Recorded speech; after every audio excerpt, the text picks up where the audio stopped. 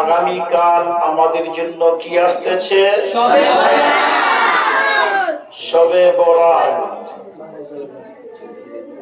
শবে মানে রাত, শবে মানে কি? এদিকে তাকাও, শবে মানে কি?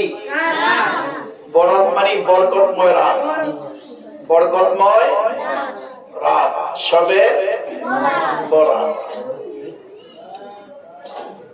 তাহলে আল্লাহ পাক আমাদেরকে এমন একটি দামি রাত আমাদের জন্য উপহার দিতেছেন, যেটা আমরা আগামীকাল শুক্রবার দিবাগত রাত্রে পাইতেছি, ঠিক কিনা? আচ্ছা বলো তো, আগামীকাল যে শবে বরাতটা আসতেছে, গত শাবানের চাঁদে যে শবে বরাত অনেকে পেয়েছিল, কিন্তু এই শবে বরাতে অনেকে দুনিয়া থেকে বিদায় নিয়ে চলে গেছে, ঠিক কিনা? তা আমরা আগামীকালকে শবে বরাত পাবো কিনা, এটা গ্যারান্টি আছে? যদিও আল্লাহ পাক আমাদেরকে আগামীকালকে শবে বরাত নসিব করেন, তারপরে শবে বরাত আমরা পাবো এটা কোনো গ্যারান্টি নাই। তাহলে নিসফ শাবান, শাবান চাঁদের যে নিসফ শাবান মানে শাবানের চাঁদের 14 তারিখ দিবাগত রাত্রিটা হচ্ছে নিসফ শাবান, শবে বরাত। আল্লাহ পাক, আমরা তো সারা বছর আল্লাহকে ডাকি, ঠিক কিনা? সারা বছর আমরা আল্লাহকে ডাকি, আর আগামীকাল আল্লাহ নিজে বান্দাকে ডাকবে, বলো সুবহানাল্লাহ।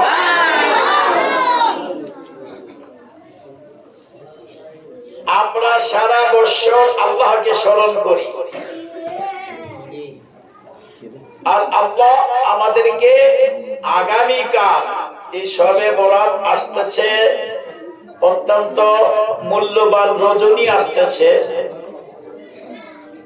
এই সময় আল্লাহ পাক সূর্যাস্তের পরে, মাগরিবের নামাজের পরে আল্লাহ পাক আরশে আযীম থেকে প্রথম আকাশে চলে আসবে, বলো সুবহানাল্লাহ। আল্লাহ স্বয়ং বান্দাকে ডাকবে, আল্লাহ স্বয়ং বান্দাকে ডাকবে। কি বলে ডাকবে? আলা মিন মুস্তাগফিরিন ফাআগফির লাহ। আমরা তো অন্যায় হলে, বিপদে পড়লে, গুনাহ করলে, যে কোনো সম্মুখীন হইলে আল্লাহর কাছে চাই, ঠিক কি না? অসুস্থ হয়ে গেলে আল্লাহ তাআলার কাছে চাই, গুনাহ হয়ে গেছে আল্লাহ তাআলার কাছে তওবা করি, মাপ চাই, গুনার জন্য অনুতপ্ত হই। অ্যাক্সিডেন্ট হয়ে গেছে, বিপদে পড়ে গেছি, বা বাড়ি ঘরে আগুন লেগে গেছে, বা চোর ডাকাত সবকিছু নিয়ে গেছে, এরকম বিপদে আমরা আল্লাহকে ডাকি না? বিপদে পড়লে কাকে ডাকি আমরা? আল্লাহকে। আমাদের বিপদ সারানোর মালিক কে? আল্লাহ। আমাদের বিপদ সারানোর মালিক কে? আল্লাহ। আর আমরা সারা বছর আল্লাহর কাছে মাপ চাই, আল্লাহ তাআলার কাছে মাপ চাই, আল্লাহ তাআলার কাছে ক্ষমা চাই, আল্লাহর কাছে রিজিক চাই, হায়াত চাই, সুস্থতা চাই। কিন্তু আগামী কালকের ব্যাপারটা হবে অন্যরকম। স্বয়ং আল্লাহ পাক আমাদেরকে ডাক দিবে, কখন? সূর্যাস্তের পরে, মাগরিবের নামাজের পর থেকে আল্লাহ পাক ফজর পর্যন্ত বান্দাকে ডাকবে, বলো সুবহানাল্লাহ। আল্লাহ কি বলবেন? প্রথম আকাশে চলে আইসা আলা মিন মুস্তাগফিরিন ফাআগফির লাহ। বান্দা, আমি প্রথম আকাশে চলে আসছি, বলো সুবহানাল্লাহ। প্রথম আকাশে আসছি আমি তোমাদেরকে মাফ করার জন্য, বলো সুবহানাল্লাহ। করার জন্য, তোমাদেরকে নেক হায়াত দেওয়ার জন্য, তোমাদেরকে রিজিক দেওয়ার জন্য, তোমাদের বিপদগুলো দূর করার জন্য। এইভাবে আল্লাহ পাক আলামিন মুস্তাগফিরিন ফাগফিরনা, আলামিন মুস্তাগফিরিন ফারযুকা, এইভাবে আলা কাদা হাত্তা ইয়াতুলু আল ফাজর, একেবারে ফজর পর্যন্ত, সূর্য ওঠা পর্যন্ত সারা রাত আল্লাহ বান্দাকে ডাকে। সুবহানাল্লাহ। আল্লাহ যদি বান্দাকে ডাকে, বান্দার কাজ কি? বান্দা কি করবে? বান্দা কি করবে? বান্দার কাজ হচ্ছে আল্লাহকে স্মরণ করা। যেহেতু আল্লাহ পাক প্রথমে আসছে, আমরা সারা বছর আল্লাহকে দেখেছি, আর স্বয়ং আল্লাহ পাক আগামীকাল সন্ধ্যা পরেই আমাকে তোমাকে ডাকবে, গোটা বিশ্বের সমস্ত মানুষকে ডাকবে, এই বান্দারা আমি প্রথম আকাশে আসছি, আজকে আমি তোমাদেরকে এমন ভাবে দিব, তোমরা যা চাবে তাই আমি আল্লাহ তাআলা দিয়ে দিব। বলো সুবহানাল্লাহ। তাহলে আচ্ছা, আমাদের প্রথম কি চাওয়াটা বলো তো? প্রথম চাওয়াটা কি হবে? না, জীবনের গুনাহগুলো মাফ চাওয়া, জীবনের গুনাহ মাফ চাওয়া, জীবনের গুনাহ মাফ চাওয়া। মা বাবাকে শিখাই দিতে হবে প্রথম চাওয়াটা কি? জীবনের গুনাহ মাফ চাওয়া, তওবা করা। তওবা করা, তওবাটা কি বুঝো? তাওবাতুন নাসুহা, ইয়া আইয়ুহাল্লাযীনা আমানু তুবু ইলাল্লাহি তাওবাতুন নাসুহা। তাওবাতুন নাসুহা সবচেয়ে উত্তম তাওবা, যেই তাওবার ভিতরে কোনো পাপ থাকে না, গুনাহ থাকে না, একবারে পরিষ্কার হয়ে যায় মানুষ আল্লাহ তাআলার কাছে। এইভাবে তওবা করে যে আমি আল্লাহ নামাজ ছেড়ে দিয়েছিলাম, নামাজ ঠিকমতো পড়তাম না, তোমার ইবাদত ঠিকমতো করতাম না, আমি আজকে থেকে এমন ভাবে তওবা করলাম, আমার জীবনের নামাজের গুনাহগুলো মাফ করে দাও, জীবন আর নামাজ ছাড়বো না। এরকম তওবা করতে বলবা মা বাবাকে, নিজেরও করবো ইনশাআল্লাহ। ঠিক আছে না? দুই নম্বরে আমরা দোয়া করব রিজিকের জন্য। আল্লাহ তাআলা যেন আগামী এক বছরের জন্য উত্তম রিজিকের ব্যবস্থা করে দেয়। ঠিক না? রিজিকের জন্য আমরা কি পেরেশানি না? আরে আমরা তো এখন পেরেশানি না, তোমরা কি রিজিকের জন্য কোনো পেরেশানি? তোমরা রিজিকের কোনো চিন্তা করো? খাবার দাবার চিন্তা তোমরা করো না? তোমরা তো এখন সেই চিন্তা তোমাদের হয়ই নেই। এখন তোমাদের রিজিকের চিন্তা কে করে? মা বাবা করে। ঠিক না? অভিভাবক করে, বড় ভাই বোন করে। তো আমরা রিজিকের জন্য আল্লাহ তাআলার কাছে দোয়া করব। তিন নম্বরে নেক হায়াতের জন্য দোয়া করব। চার নম্বরে সুস্থতার জন্য দোয়া করব। ঠিক আছে?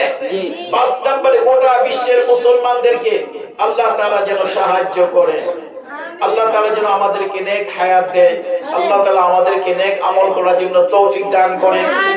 আর বিভিন্ন ভাবে আল্লাহ তাআলার কাছে আমাকে তোমাকে দোয়া করতে হবে। আচ্ছা, কি কি দোয়া করব এটা কি শিখাই দেয়া লাগবে? না। তোমার কি প্রয়োজন আল্লাহ পাক জানে না? জি। তুমিও তো জানো তোমার কি প্রয়োজন, তোমার কি সমস্যা, তোমার কি কি চাহিদা আছে জীবনে। এই চাহিদাগুলো মহান আল্লাহ তাআলার কাছে আমরা চাবো। ঠিক কি না? জি। আচ্ছা, আমাদের চাওয়ার জায়গা কোন জায়গায় বলো তো? আমাদের চাওয়ার জায়গা মহান আল্লাহ পাকের কাছে। আমাদের চাওয়ার জায়গা কোন জায়গায়? আল্লাহ পাকের কাছে। যে আল্লাহ পাক ছাড়া আমাদের কোনো চাওয়ার জায়গা আছে? আমাদেরকে সাহায্য করবেন কে? আল্লাহ। আমাদেরকে রিজিক দিবেন কে? আল্লাহ। হায়াত দেন কে? আল্লাহ। হ্যাঁ, দৌলত দেন কে? আল্লাহ। সুস্থতা দেন কে? আল্লাহ। অসুস্থ রাখেন কে? আল্লাহ। তো আল্লাহ পাক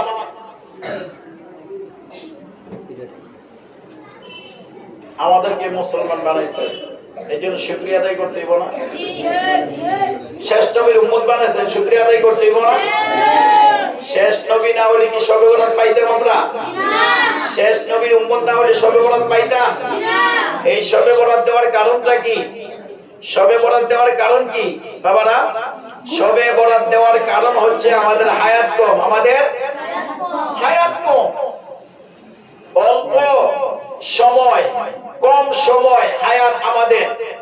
আর সমস্ত নবী রাসূলদের উম্মত যারা আসবে দুনিয়াতে, সমস্ত নবী রাসূলদের উম্মতের চেয়ে বেশি নেক বেশি নেক আমল নিয়ে আল্লাহ তাআলা কিয়ামতের ময়দানে আমাদেরকে উঠাইবেন। কারণটা কি?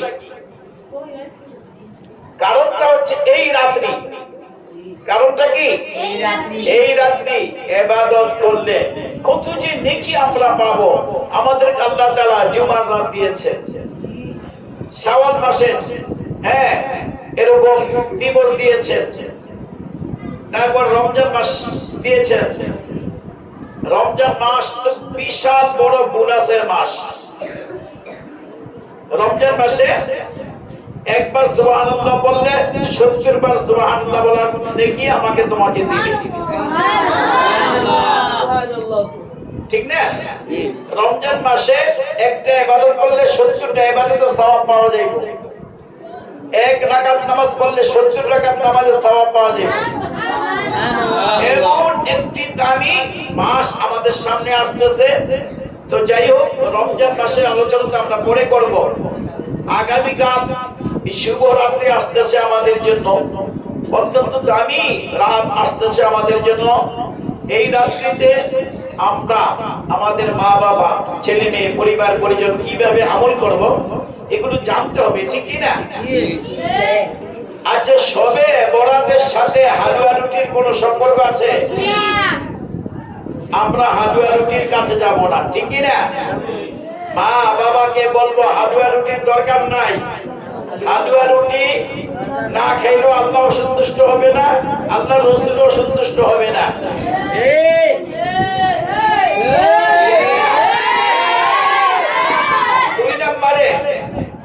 দুই নম্বরে আমরা কি কি কাজ করব না? দলবদ্ধভাবে মসজিদে যাব না।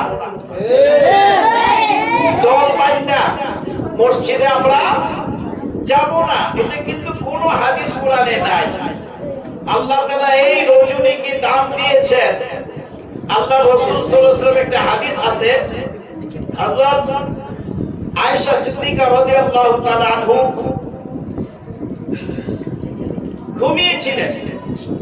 হঠাৎ ঘুম থেকে জাগলেন। জাগার পরে দেখলেন যে আল্লাহ রাসূল সাল্লাল্লাহু আলাইহি ওয়াসাল্লাম সিজদারত অবস্থায় আছেন।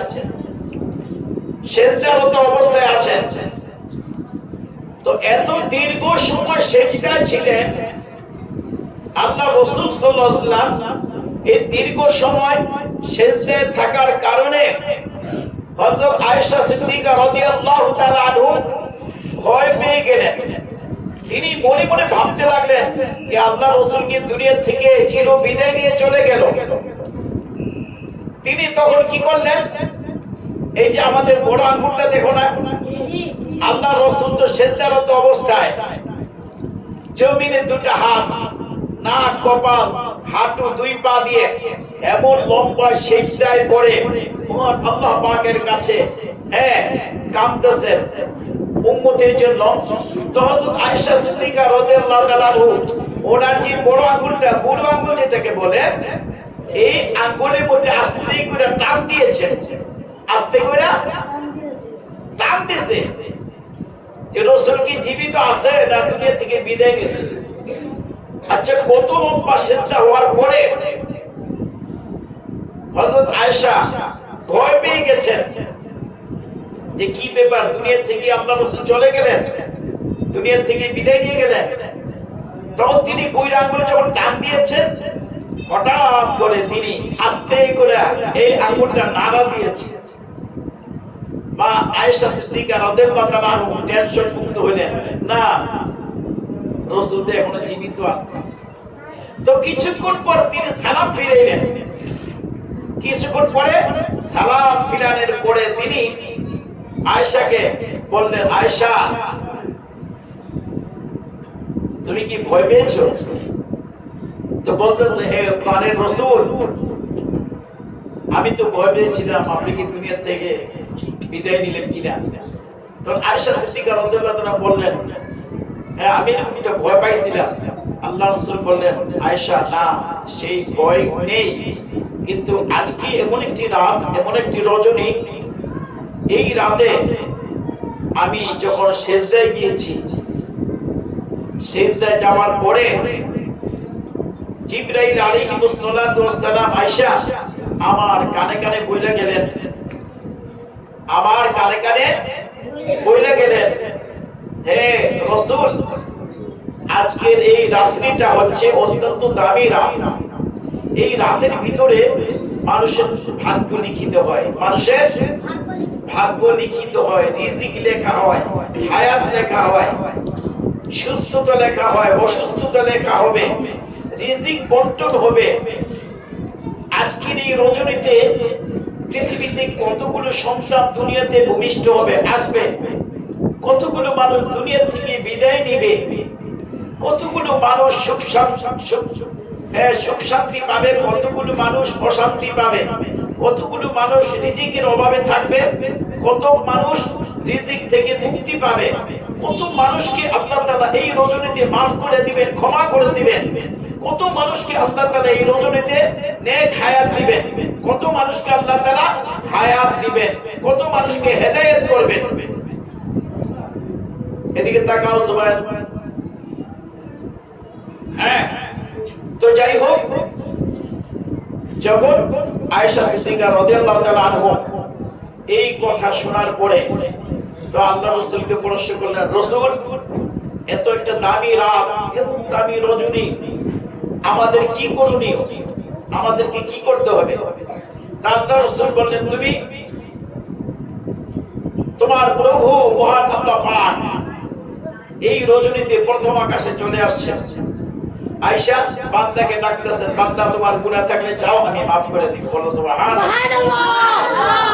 তো বান্দার যত চাহিদা এই রাতে মহান আল্লাহ পাক পূরণ করবেন। সারা রাত মানুষকে আল্লাহ পাক আহ্বান করবেন, ডাকবেন। তো আল্লাহ পাক মানুষকে ডাকবেন, আমরা কি করব? আল্লাহকে ডাকবো ইনশাআল্লাহ। তবে রাসূলের সুন্নতের বাইরে তো আমরা কিছু করতে পারবো না, করব না। সুন্নতের বাইরে কিছু করা যাবে না। আল্লাহ রাসূলের আদর্শের বাইরে কিছু করা যাবে না। আল্লাহ রাসূল যেটা না করছেন আমরা যদি সেইটা করি, তাহলে কি রাসূলের সুন্নত মোতাবেক হবে? সেই আমলকে আল্লাহ কবুল করবেন? আচ্ছা, কেউ যদি প্রশ্ন করে দলবদ্ধভাবে মসজিদে গেলে কি হবে? মসজিদে গিয়ে কি মানুষ কিছু করে? শুধু নামাজ পড়ে, আল্লাহর ইবাদত করে, ঠিক কি না? ঠিক।